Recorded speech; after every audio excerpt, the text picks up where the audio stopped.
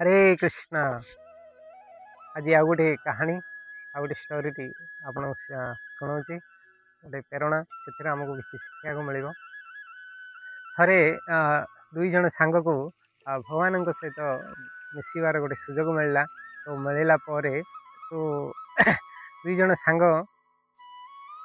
भगवान को माने भगवान वरदा माने किसी आशीर्वाद देले। तो से दीटा सांग से सी माने कहले भगवान जड़े गोटे सांग कहला कि भगवान यही जो जीवनटा मोर थिला बहुत दुखमय थिला। तो बहुत माने खाली लोक सब मोठो खाली सब जहाँ किसी सब थिला सब लोक माने सब नौले किंतु किए मते किसी दौ नथिले। ये जीवनटा खाली मु खाली दे समस्त को दे जीवनटा मोर बीतीगला आ बहुत दुखदायक जीवन थिला। तो एमती किसी आशीर्वाद दियंतु भगवान मु माने मते आउ किसी काहाकू देबाकू पड़ो ना खाली मु समस्ते खाली मते दौथे। तो एमती किसी आशीर्वाद दियंतु कि लोक माने समस्ते खाली मते दौथे किंतु मोठे किसी नौ नथिबे। तो भगवान आशीर्वाद करदे कि कहले तथास्तु ठीक अच्छे आप माने तुमर इच्छा पूर्ण हो।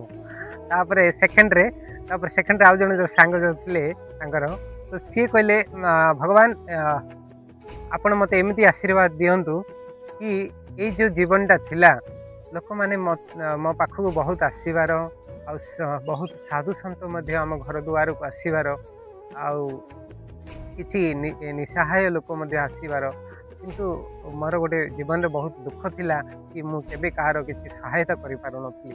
तो आपण भगवान आपण मते एमती किसी आशीर्वाद दियंतु कि जो लोक मो घर दुआर को आसो सी केबे निराश फेरबनी सी केबे निराश ही मोठू केबे फेरबनी मु ताहार किसी ना किसी सहायता करि पारिबी। भगवान आपण मते एमती किसी आशीर्वाद दियंतु।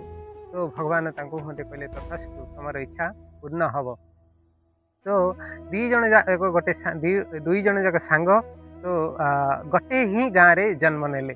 तो जड़े माने गोटे माने भिकारी जो भिक मागुचंती तांको घरे जन्म हेले आउ जी ताको जीवन सारा आउ काहाको किछि माने आउ देबाकू पड़िलानी कहीं जीवन सारा से भिकारी को खाइली माने लोक खाली दौले माने भिक खाली दौले किंतु सी आउ काहाको देबाकू किछि पड़िलानी।